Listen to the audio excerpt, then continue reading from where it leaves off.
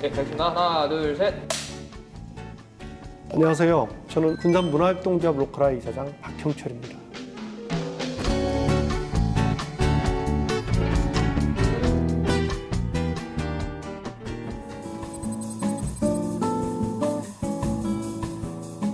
과거에 항구 도시로서 아주 명성을 날렸던 도시, 무역이 활발할 때는 특히 부각된 도시.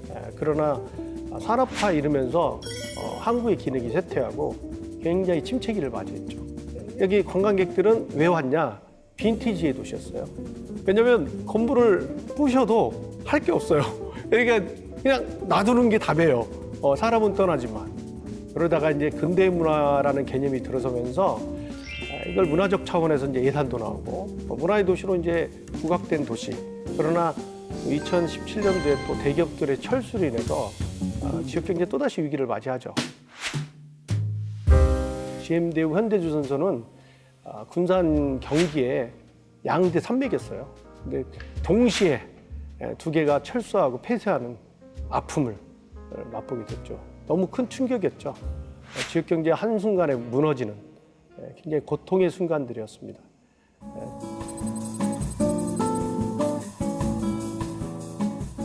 시민들이 그냥 넋놓고 있을 수는 없었죠. 시민들이 할 수 있는 일이 무엇일까를 고민했습니다. 그래서 일본의 쿠마모토를 같이 방문을 했습니다. 2000년대 초반에 신간센이 도입되면서 쿠마모토 도시는 별 볼 일 없는 도시라 무정차 도시로 전락을 합니다. 대기업에 빠지는 군산과 유사한 그런 위기죠. 그런데 쿠마몬이라는 캐릭터를 만들어서 신간센이 멈춰서는 기적을 만들어낸 곳이에요. 그래서 제가 직접 우리 조합원들을 이끌고 일본을 방문하고 그 현장을 둘러보았습니다. 그래서 우리도 한번 캐릭터로 미쳐서 지역을 풍요롭게 만들어보자. 위기 지역을 시민들의 힘으로 살려보자. 당시에 저희가 네이버를 서치해도 지역 캐릭터 하면 없어요. 홍보 마스코트 정도. 예를 들어서 뭐 사과가 있으면 사과에 손발 달고 뭐 그 정도 수준의 도시의 농산품 그 정도였죠. 성공하는 캐릭터를 또 분석을 해보니까 인간과 친숙한 동물들이 성공을 해요. 그래서 군산을 상징하고 귀엽고 또 관광객들이 사랑받을 수 있는 그런 캐릭터를 저희들이 스토리텔링 작업을 하고 디자인 작업을 해서 만들었죠.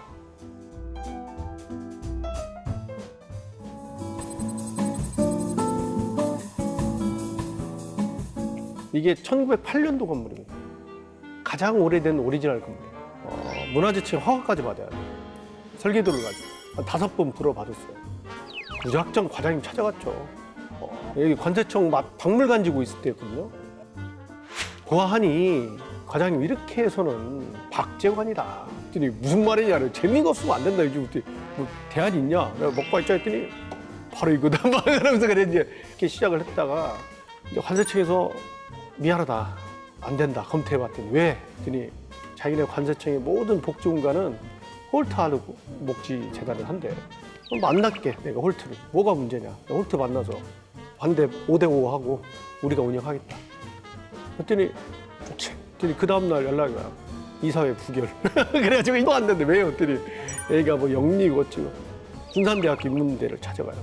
여기를 제2의 캠퍼스로 만듭시다. 그래가지고 우리가 인테리어 다 할 테니까 니네들은 단지 링크 사업을 해서 공연만 해라. 문화 공연만. 근데 이제 문화재청에서 발칵 뒤집은 거야. 근데 나중에 심사위원들이 진짜 던지고 가더라고. 네 마음대로라고.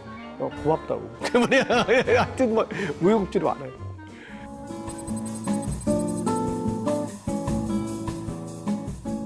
힘들었어요. 이걸 지속 가능할 수 있을까? 저희가 기대했던 이 공간도 어렵게 그때 막 오픈을 하고 그랬던 상황인데 여러 가지 상황들이 계속 기대했던 만큼 나오지 않았어요.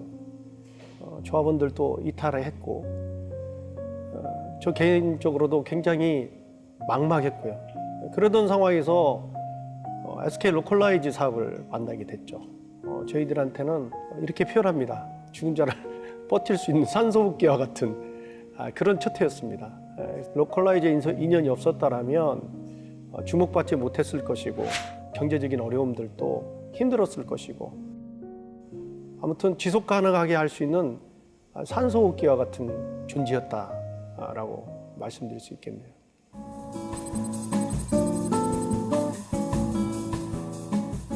설왕설랬죠.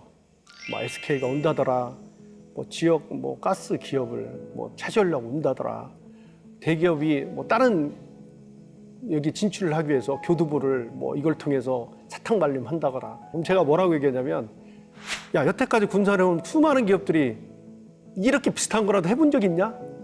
도대체 나는 이해를 못하겠다. 이런 얘기를 많이 했어요.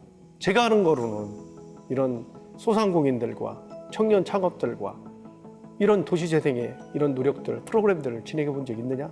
내가 반문을 했죠. 대답할 수 없죠. 근데 뭐든지 그런 것 같아요. 고기도 먹어본 사람이 먹는다고 이게 뭘 주면 의심하게 되는 거예요. 네, 그렇지만 지금은 로컬라이즈는 빼놓고 얘기할 수 없는 그런 군산 도시재생의 그런 모델이 됐죠. 네.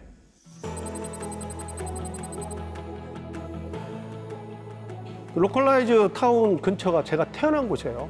그 동네가 엄청나게 번성했던 시장이었습니다. 군산에 제일 가는 시장. 아직도 생생해요. 엄마 손을 잡고 가면 사람이 너무 치여가지고 손을 못 놔요. 잊어버릴까 봐.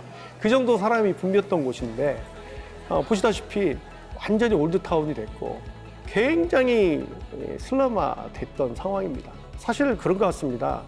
이 하드웨어 중심의 도시 재생은 한계가 있다고 저는 봅니다. 그동안의 군산의 근대는 컨텐츠 중심이 아니라 하드웨어 중심일 수밖에 없었죠. 이제는 군산시에서도 정책의 변화가 좀 생긴 것 같아요. 청년들의 창업이 또 청년들의 역할들, 또 컨텐츠의 역할들을 주목하기 시작한 것 같아요. 제가 볼 때는 그렇습니다. 로컬라이즈 진행 이후에 그 소소한 변화들 때문에 시민들의 시각이 바뀌고 활기가 넘쳐나고 젊은이들이 눈에 띄게 늘어나고 지역 청년들도 자극을 받고 여러 가지 면으로 굉장히 로컬라이즈는 생기를 불어넣었다. 그렇게 말씀드릴 수 있겠네요.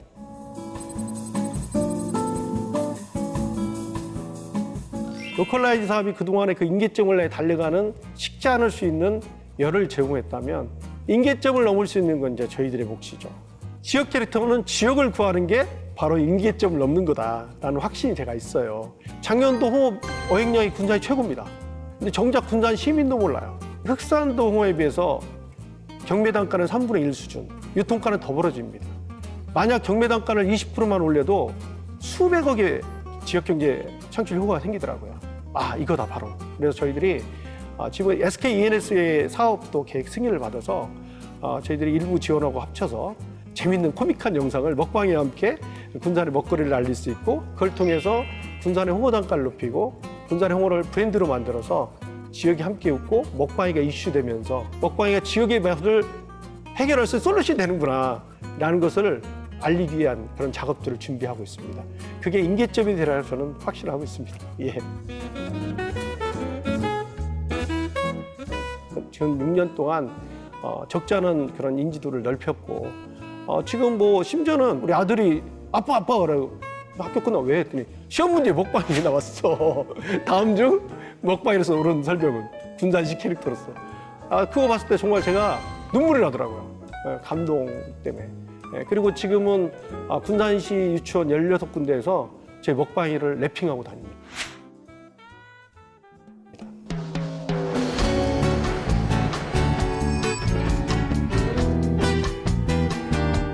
안녕하세요. 저는 먹방이와 친구들 팀장 강세미입니다. 저는 먹방이와 친구들에서 디자이너를 하고 있는 고현이라고 합니다. 저는 군산에서 태어났고 대학교까지 군산에서 다녔어요. 내 일자리를 찾다 보니까 이제 전공과 다른 일을 하게 된 거죠. 이제 타지에서 1년만 좀 다녀보자라고 생각을 하면서 다니다가 5, 6년을 근무하게 됐더라고요. 네, 일하다 보니까 이제 전공 생각이 많이 나죠. 일하면서 전공 찾아서 이제 미술 쪽으로 일을 알아보는데 그래도 이제 타지 생활보다는 엄마 밥 먹으면서 일하는 게 낫겠다 싶어서 군산 쪽으로 많이 알아봤거든요. 근데 거의 없잖아요. 알아보다가 이제 먹방이와 친구들 보고 이제 지원하게 되면서 일을 하게 됐어요. 저는 초중고를 군산에서 다 다니고 이제 대학을 경기도에서 다니게 됐는데 아무래도 타지 생활을 하다 보니까 이제 외로워서 이제 가족들도 생각이 나고 친구들도 다 여기에 있어서 이제 내려오게 되었는데 이제 평소에 이제 캐릭터에 대해서도 관심도 많고 이제 그렇게 해서 일을 하게 되었습니다.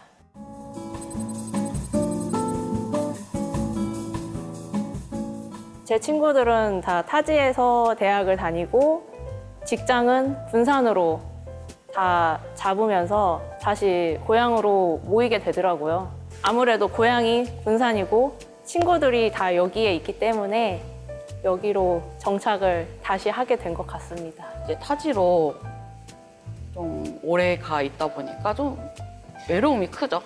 군산으로 다시 돌아온 거는 그냥 가족이 크죠. 외로움이 크고.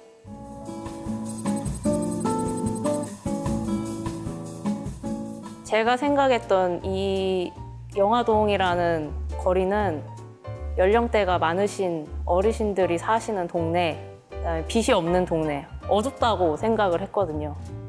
로컬라이즈 군산이 생기면서 젊은 친구들이 하나씩 상점의 문을 열고 도시도 이제 젊어지고 남녀노소 어린 아이부터 어르신까지 같이 즐길 수 있는 그런 도시가 되었다고 생각합니다. 그러면서 하나둘씩 이제 빛을 이제 켜기 시작한 것 같아요.